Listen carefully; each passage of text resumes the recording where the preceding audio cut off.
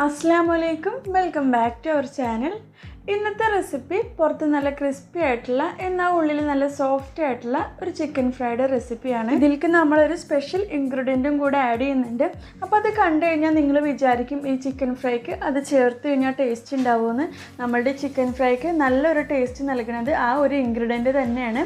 അപ്പോൾ നിങ്ങൾ വീഡിയോ ഫുള്ളായിട്ട് കാണാം. ആദ്യം നമുക്ക് ചിക്കൻ ഒന്ന് മാരിനേറ്റ് ചെയ്തെടുക്കാം. ഞാനിപ്പോൾ ഇവിടെ എടുത്തിട്ടുള്ളത് 1 കിലോ ചിക്കനാണ്.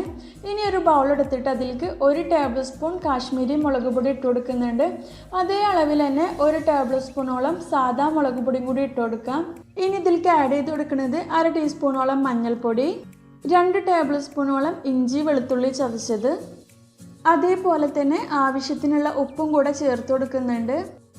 ഇനി ഇതിലേക്ക് ചേർത്ത് കൊടുക്കുന്നത് നമ്മളുടെ സ്പെഷ്യൽ ഇൻഗ്രീഡിയൻ്റ് ആയിട്ടുള്ള സാമ്പാർ പൊടിയാണ്.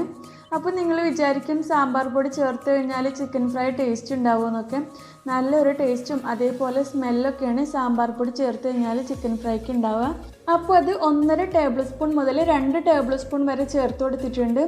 കൂടുതൽ ചേർത്ത് കഴിഞ്ഞാൽ ചിക്കൻ ഫ്രൈക്ക് സാമ്പാർ പൊടിയുടെ ഒരു കുത്തുന്ന സ്മെല്ലൊക്കെ ഉണ്ടാവും. അതുകൊണ്ട് അത് നോക്കിയിട്ട് വേണം ചേർത്ത് കൊടുക്കാനായിട്ട്. ഇനി ഇതിലേക്ക് ആഡ് ചെയ്ത് കൊടുക്കുന്നത് 1.5 ടേബിൾ സ്പൂണോളം പുട്ടുപൊടിയാണ്.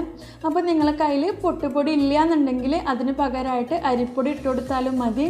അതല്ല എന്നുണ്ടെങ്കിൽ 1 ടീസ്പൂണ് അരിപ്പൊടിയും 1 ടീസ്പൂണ് പുട്ടുപൊടിയും കൂടി മിക്സ് ആക്കി ഇട്ട് കൊടുക്കാം. ചിക്കൻ നല്ല ക്രിസ്പി ആയിട്ട് ഇരിക്കാനാണ് നമ്മൾ ഈ പുട്ടുപൊടി ചേർക്കുന്നത്. അതിൻ്റെ കൂടെ തന്നെ 2 ടേബിൾ സ്പൂണോളം ലെമൺ ജ്യൂസും കൂടെ ഒഴിച്ചിട്ട് ഈ മസാല ഒന്ന് മിക്സ് ആക്കി എടുക്കാം. അതിനുശേഷം കഴുകി ക്ലീൻ ആക്കി വെച്ചിട്ടുള്ള ചിക്കൻ ഇട്ടിട്ട് നല്ലോണം ഒന്ന് മാരിനേറ്റ് ചെയ്തെടുക്കാം. അപ്പോൾ നിങ്ങൾ മസാലപ്പൊടികൾ ഇട്ട് കൊടുക്കുമ്പോൾ ഇഷ്ടത്തിനും എരിവിനനുസരിച്ചിട്ടൊക്കെ മാറ്റങ്ങൾ വരുത്താട്ടോ.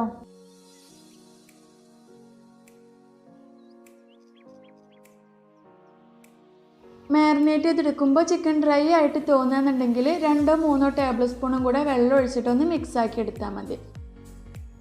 ഇനി മാരിനേറ്റ് ചെയ്ത് വെച്ചിട്ടുള്ള ചിക്കനിലേക്ക് 3 ടേബിൾ സ്പൂൺ വെളിച്ചെണ്ണ കൂടെ ഒഴിച്ചു കൊടുക്കുന്നുണ്ട്.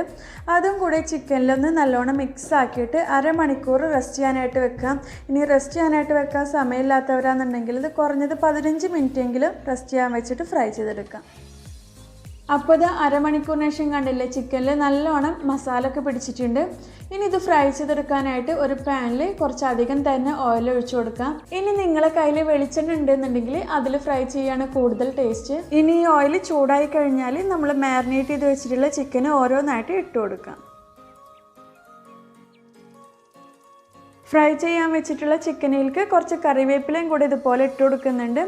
എന്നിട്ട് തിരിച്ചും മറിച്ചിട്ടിട്ടൊന്ന് ഫ്രൈ ചെയ്തെടുക്കാം.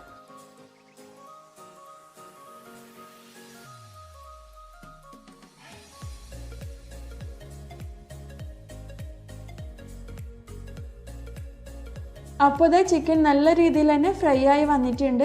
കണ്ടില്ലേ, നല്ല ക്രിസ്പി ആയിട്ടുള്ളൊരു ചിക്കൻ ഫ്രൈ ആണ്. ഇനി നമുക്കിത് എണ്ണയിൽ നിന്ന് കോരിയെടുക്കാം. ഈ സാമ്പാർ പൊടി ചേർത്തിട്ടുള്ള ചിക്കൻ ഫ്രൈ നിങ്ങളെല്ലാവരും ഒന്ന് ട്രൈ ചെയ്ത് നോക്കണം. നല്ല സൂപ്പർ ടേസ്റ്റി ആണ്. അതുമാത്രമല്ല ഒരു വട്ടം ഉണ്ടാക്കി കഴിഞ്ഞാൽ പിന്നെ ഇതേപോലെ നിങ്ങൾ ഉണ്ടാക്കുള്ളൂ. അത്രയും നല്ലൊരു ചിക്കൻ ഫ്രൈ ആണ്. അപ്പോൾ നിങ്ങൾ ട്രൈ ചെയ്തിട്ട് ഫീഡ്ബാക്കൊക്കെ കമൻറ്റിൽ അറിയിക്കുക. അതുപോലെ തന്നെ നിങ്ങൾക്ക് ഈ വീഡിയോ ഇഷ്ടമാവുകയാണെങ്കിൽ ലൈക്ക് ചെയ്യുക, ഷെയർ ചെയ്യുക. നിങ്ങൾ ഈ ചാനൽ ആദ്യമായിട്ട് കാണുന്നവരാണെങ്കിൽ സബ്സ്ക്രൈബ് ചെയ്യുക. Thank you.